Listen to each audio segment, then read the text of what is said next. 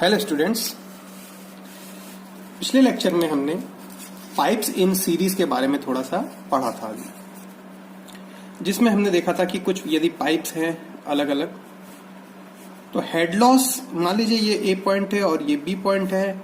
Head across this is H A minus H B और यहाँ का हेड लॉस मान लीजिए H1 है और इसका H2 है और इसका H3 है।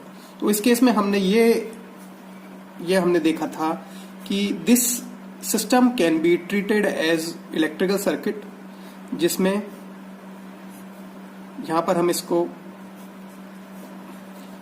जो वोल्टेज है वोल्टेज की जगह हम डेल्टा H लिख सकते हैं, डेल्टा H इस वोल्टेज को, और यहां के जो ये रेजिस्टेंस रहे पाइप के उसको प्रत्येक को अपन रेजिस्टेंस से अपन इसको डिनोट कर सकते हैं। और जो यहां पर जो बहने वाली चीज है करंट की जगह हमारे पास में it will be Q square यानी डिस्चार्ज का स्क्वायर। इलेक्ट्रिकल सर्किट में V equal to R I होता है, तो इसके केस में delta H will be equal to, यदि ये R है सीरीज में तो ये total R equal R into Q की जगह I की जगह क्यू स्क्वायर। इस इक्वेशन से अपन ऐसे नेटवर्क प्रॉब्लम्स को सॉल्व कर सकते हैं। सीरीज में हमने देखा इलेक्ट्रिकल सर्किट जैसे होते हैं वैसे ही रेजिस्टेंस को total R1 plus R2 plus R3 अपन ट्रीट कर सकते हैं। तो इस लेक्चर को आपको डिटेल में यदि समझना है तो मेरे प्रीवियस लेक्चर में आप इसमें पाइप्स इन सीरीज को आप पढ़ सकते हैं, देख सकते हैं, समझ सकते हैं उससे। अब हम नेक्स्ट ले रहे हैं पाइप्स इन पैरेलल। ये था सीरीज, अभी जो हमने देखा था सीरीज में पाइप्स सीरीज में लगी हुई थी। अब पैरेलल में हम देखें पाइप्स इन पैरेलल। तो हमारा टॉपिक है पाइप्स इन पैरेलल। तो हमारा टॉपिक है पाइप्स इन पैरेलल। तो पाइप्स इन पैरेलल में हम देखें हमारे पास में कोई भी पाइप्स पैरेलल में 2 हो सकती हैं, 3 हो सकती हैं और ज्यादा हो सकती हैं। तो मैं यहां पर 3 पाइप्स की सहायता से उसको मैं समझाने का प्रयास करूंगा। ये सीरीज था पैरेलल का, मैं एक डायग्राम बना देता हूं आपको। मान लीजिए ये पाइप है, थोड़ा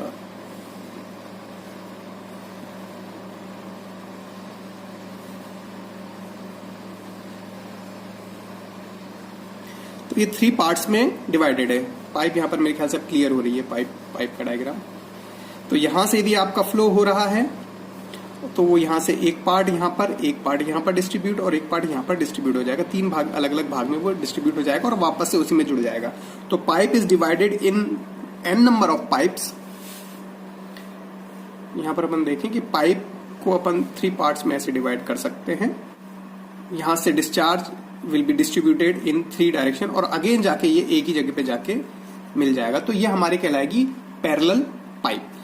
इसमें एग्जांपल में हमने 3 लिया है, 4 भी हो सकती है या उससे ज्यादा भी हो सकती है, 2 भी हो सकती है। तो अभी अपन 3 से इसको समझने का प्रयास करें। तो यहां पर लेट अस से this is the AA section and this is the B section, this is AA, this is BB। और इनके अक्रॉस HA, यदि यहां पर हेड HA है और यहां पर हेड HB है तो delta H will be equal to HA minus HB। HA से HB की तरफ में फ्लो होगा और HA is greater than HB। ये अपन पहले भी डिस्कस कर चुके हैं। फ्लो पोटेंशियल वाला लेक्चर आप मेरा पहले आप चेक कर सकते हैं। तो HA is greater than HB, तो यहां पर ये आपका फ्लो होगा। अब यहां पर अपन देखें A पॉइंट और B पॉइंट, तो जो आपका हेड लॉस है HA माइनस HB वो नंबर 1 पाइप में, नंबर 2 पाइप में और नंबर 3 पाइप में, तीनों में सेम रहेगा। कहने का ये मतलब है कि HL1 will be also equals to HA minus HB and HL2 second pipe के अक्रॉस जो आपका हेड है that will be also same और HL3 that will also be HA minus HB। ये तीनों एक दूसरे के बराबर हो जाएंगे। that means HL1 equal to HL2 equal to HL3 equal to HA minus HB। तो ये सारे के सारे हेड वहां पर बराबर आएंगे। सीरीज के केस में ऐसा नहीं था, वहां पर H1 अलग था, H2 अलग था, H3 अलग था। तो इसके केस में हमारे जो इसके अक्रॉस यदि अपन H1 और H2 और H3 देखते हैं तो वो तीनों अलग अलग थे। इसके केस में जो वो है head will be difference in head will be same. अपन दूसरा देखें, यदि हम दूसरी चीज देखें तो हम देखेंगे कि जो HL1 है, लॉस ऑफ हेड जो है आपका, लेटेस्ट से इसको कैपिटल से ही ले लें अभी, क्योंकि अपन कैपिटल से ले रहे हैं, स्मॉल से भी अपन ले सकते हैं। HL1 क्या होगा आपका? फ्रिक्शनल लॉस पहले वाले का, HL2 फ्रिक्शनल लॉस दूसरे वाले का, और HL3 आपका फ्रिक्शनल लॉस तीसरे वाले का। अपन मेजर लॉसेस की बात कर रहे हैं, माइनर की बात नहीं कर रहे। तो HL11 equal to F1L1 V1 square by 2GD, Darcy Weisbach equation. इसी तरीके से HL2 will be equal to F2L2 V2 square by 2GD2. Similarly, HL3 will be equal to F3L3 V3 square by 2GD3. ये अपने पास में तीसरी, अपन ने देखा कि दूसरी स्टेप में अपने पास में सबके हेड जो है वो FL V square by 2GD Darcy Weisbach equation के आधार पे आ जाएंगे। और इस डार्सी वाइसबैक इक्वेशन को यदि समझना है तो आप मेरे पिछले लेक्चर में भी जा सकते हैं।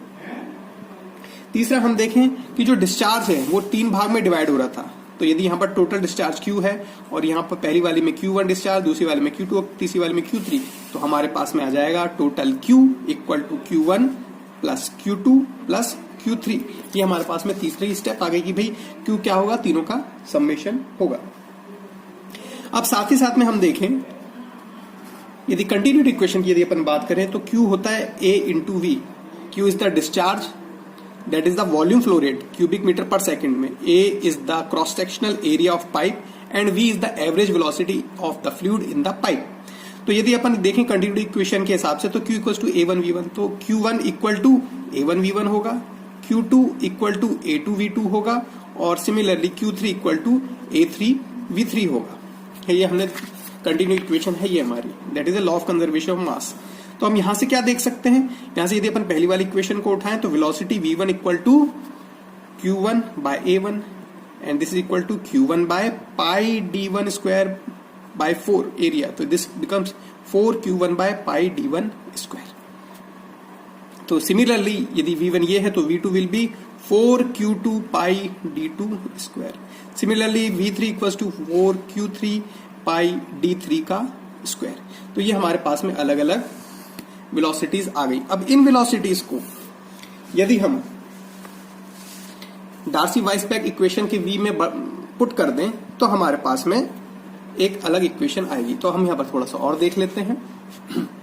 ये जो V1 V2 V3 को हम पुट कर दें डार्सी वाइसबैक इक्वेशन में, इनको इसमें, तो HL1 will be equal to F1L1 V1 by 2GD1।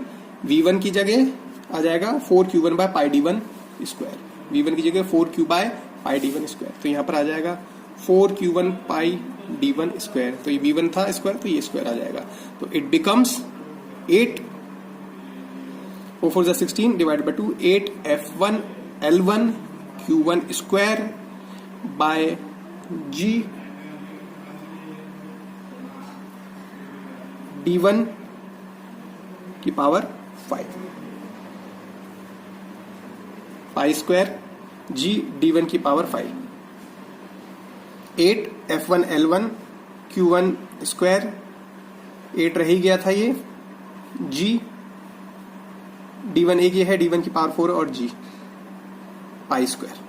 इसी तरीके से HL2 will be equal to F1 F2 L2 2G D2 into 4Q2 by pi D2 का square, this will become 8 F2 L2 Q2 square by pi G D 2 की power 5। Similarly HL3 will be equal to, इसी तरीके से अपन यदि इसको solve कर देते हैं तो it will comes out to be F3 L3 2G D3 2G D3 4Q3 pi D3 का square, this becomes 8 F3 L3 Q3 का स्क्वायर पाई, यहाँ पाई स्क्वायर G D3 का की पावर 5। तो ये अपने पास में सिक्स स्टेप में HL1, HL2, HL3 in terms of Q आ जाएगा हमारे पास में। और साथ ही साथ में पिछले लेक्चर में यदि अपन जाए तो पोटेंशियल वाला जो लेक्चर है हमारा, फ्लो पोटेंशियल वाला लेक्चर, उसमें हमने देखा था V इक्वल्स टू RI तो होता है यदि इलेक्ट्रिकल सर्किट है, और यदि ये पाइप फ्लो है तो delta H equals to R into Q square हो जाता है, where R is the flow resistance, delta is the change in head and Q is the discharge, that is the volume flow rate per unit time। तो यहां से अपन ये वाली equation को देखें, सपोज पहली वाली, तो ये this equation will convert into HL1 equal to, इसको हम यदि R ले लेते हैं, 4F1 L1 pi square G D1 की पावर 5 बिकम R1 Q1 की पावर स्क्वायर। इसी तरीके से similarly HL2 will B R2 Q2 का square. Similarly HL3 equal to R3 Q3 का स्क्वायर। तो अपने पास में तीन इक्वेशन आ गई।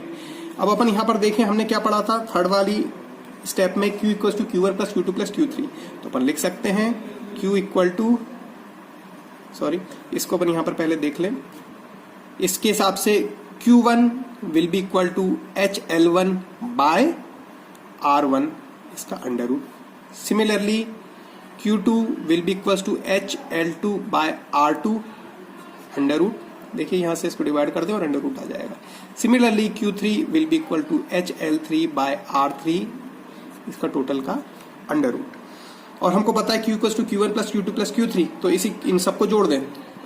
और साथ ही साथ में एक और चीज हम देख लें कि जो ओवरऑल रेजिस्टेंस है इसका, उसको यदि हम R ले लेते हैं, ये R1 है इसका रेजिस्टेंस, इसका R2 है, इसका R3, यदि ओवरऑल रेजिस्टेंस को अपन R ले लेते हैं तो हमारे पास में क्या आ जाएगा, डेल्टा H जो है आपका, डेल्टा H जो कि है HA minus HB will be equal to total resistance into total discharge का ये स्क्वायर आ जाएगा। तो यहां से अगेन अपने पास में क्या आ जाएगा, Q equal to delta H by R का ये अंडर रूट।